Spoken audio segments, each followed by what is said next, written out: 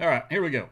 I'm not a farmer. I'm a guy who knows a lot about building things, and I'm a guy who also sells grain bins.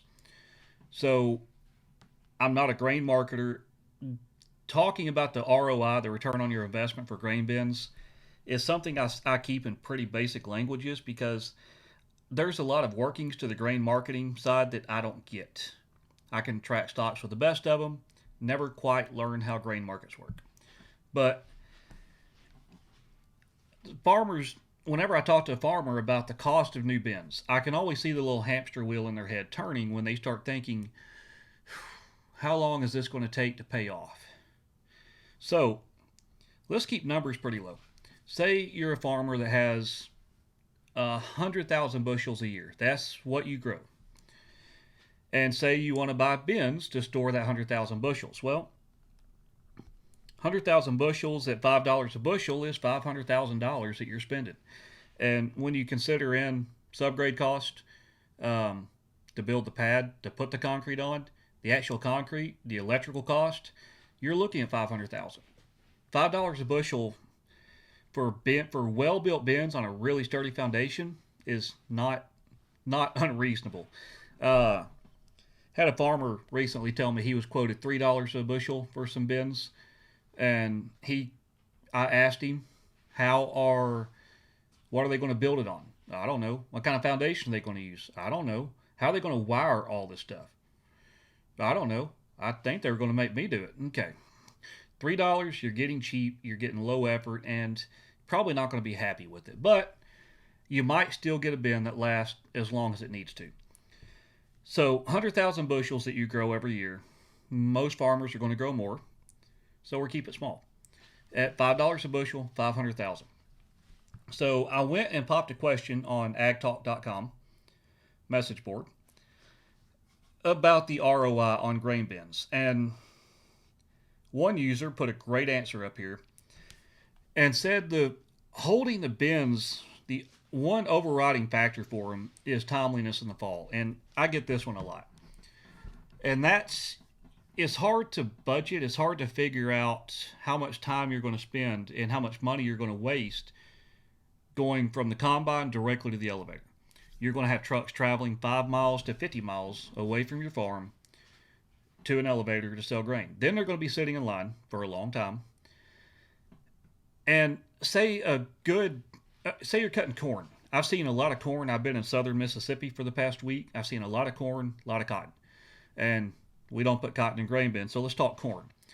Say a good combine, 12 row combine, would harvest 30,000 bushels of corn in a day.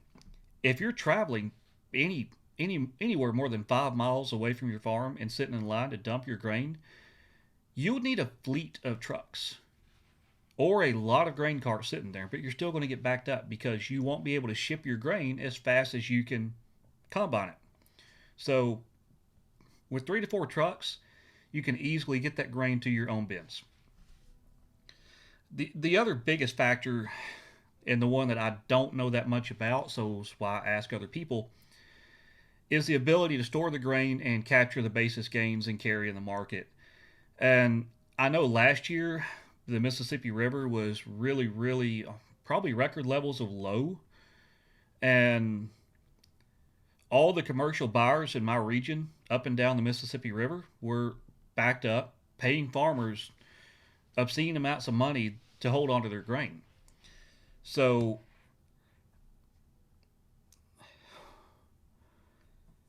last year was hopefully not the new norm, but based on trends, usually between September to January, you can see a 30-cent swing. You can see a 50 to 80-cent swing in the cost per bushel of your grain.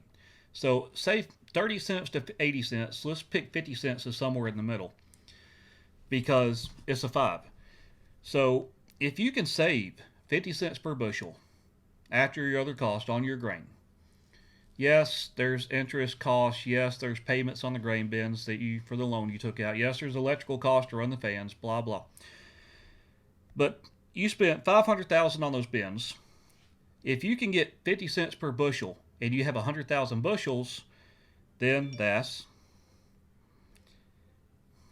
times 50 cents. That's $50,000.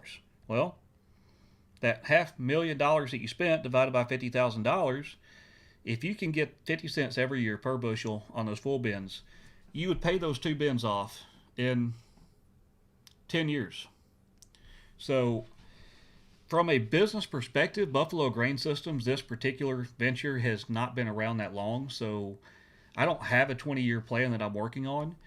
But in businesses and companies that I've consulted with in the past, I always encourage them to be as creative as they have to be and plan 20 years out.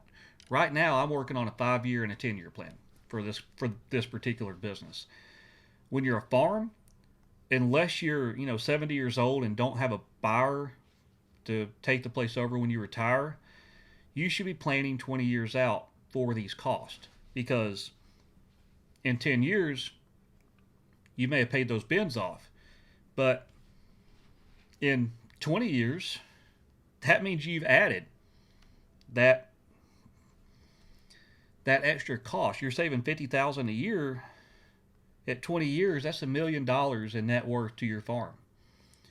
It's just the only difference now is these assets are now just equity for you. So, or let me rephrase that: the debt is now equity. You've already paid the bins off. Now you're just making massive profit. So, are grain bins a good investment? I would say absolutely. It would be harder to make a case that they're not than it would be to make a case that they are. So, something to keep in mind when you want to crunch numbers. And, when winter comes, steel prices drop a little bit, maybe I can get you bins for $4 a bushel or less. Give me a call and we'll figure it out. Until next time.